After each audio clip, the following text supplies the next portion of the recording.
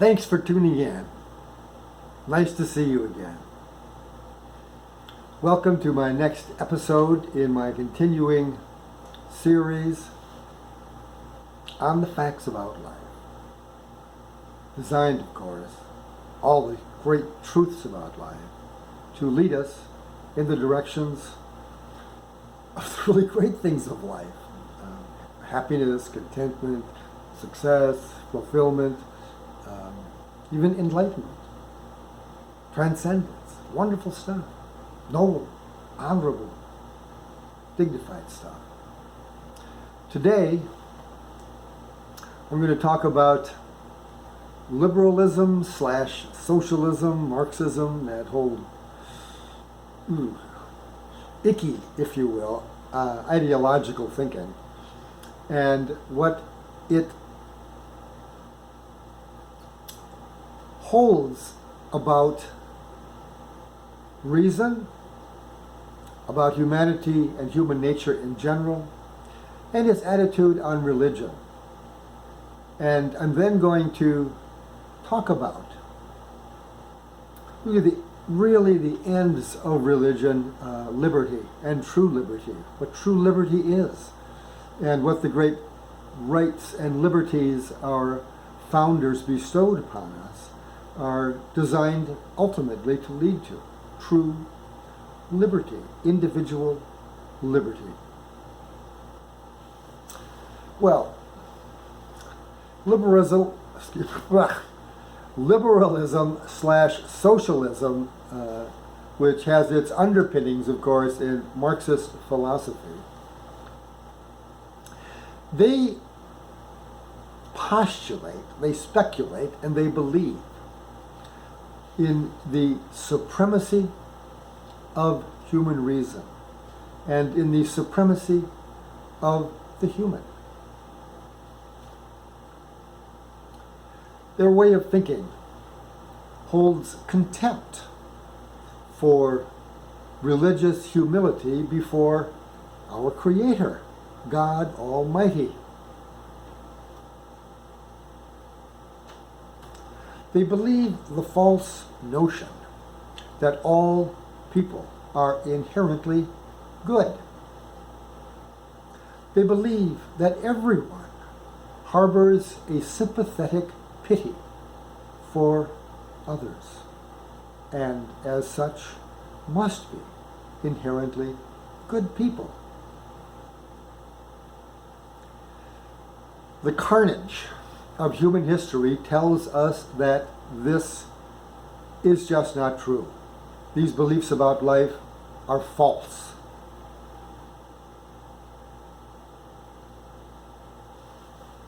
Liberalism speculates further that when everyone has their material well-being provided for them, that everyone will then be happy. Because everyone just naturally wants to get along well with everyone else. Everyone will then enjoy their equal share of the jointly owned wealth of the nation, equably distributing the wealth of the nation, directing all our affairs, and depriving us of the fruit of our labors and our private liberties will, they believe, lead us into a utopian land of happiness for all. This kind of thinking flies in the face of human history. It is truly delusional, bordering on insanity. The facts don't support these notions.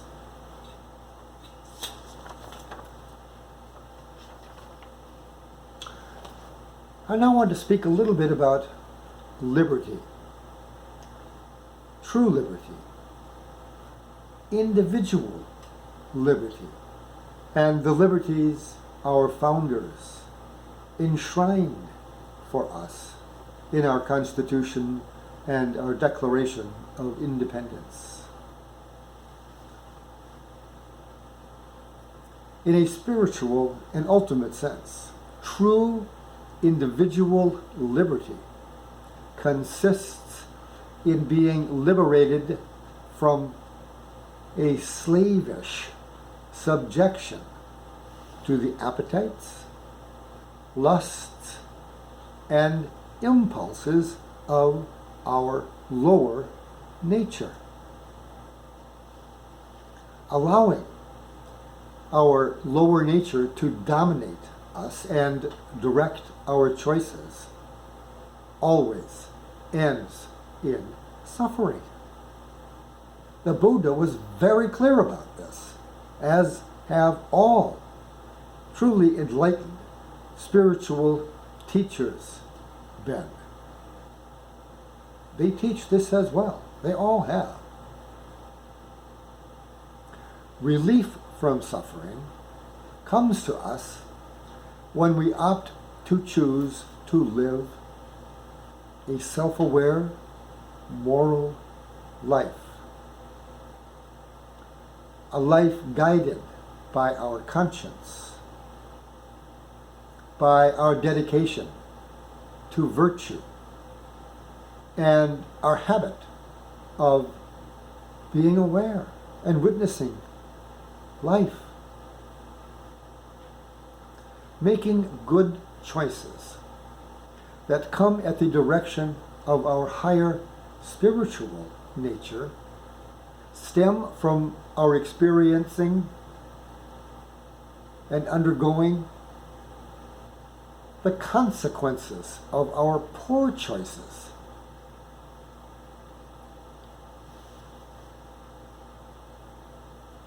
From our poor choices, we receive admonitions from our conscience and our reason. We see the result of our foolish choices and opt to choose more wisely in the future. We are liberated from the pain of bad choosing because the painful consequences we receive as the result of our bad choices cause us, if we're rational beings at all, cause us to choose more wisely in the future. Reflective choosing forms the basis of all moral improvement and character development, which naturally go hand in hand with each other. Without these acquirements of a good moral character, a truly happy and contented life is just not possible. The morally educated person, possessing a disciplined and well-trained mind, will choose to live within a moral compass and follow the dictates of their conscience and their reason.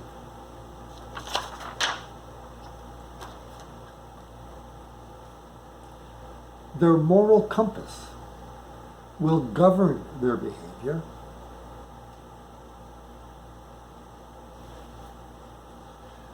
Moral discipline liberates people from the sufferings imposed by the divine laws of karmic balance and harmony.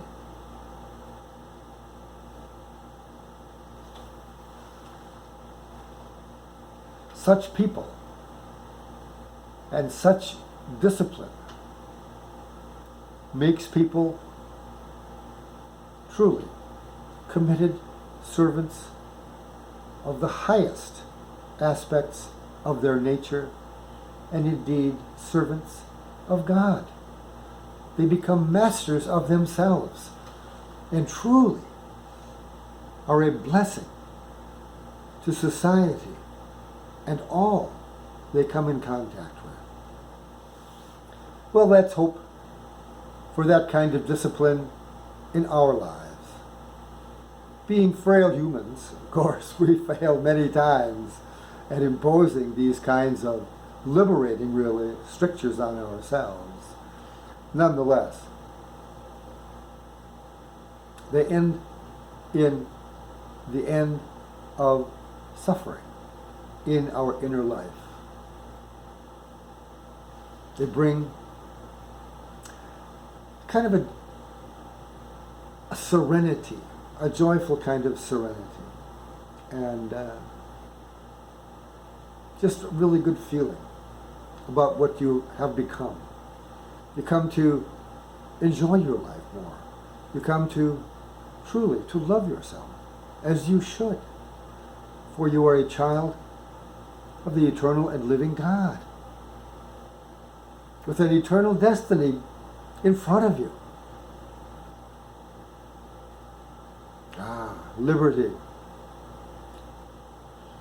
Thanks to our founders for establishing liberty as the cornerstone of our nation. Well, that's it for today. I'll see you again in the next episode of this wonderful series about life. I love you all. Goodbye.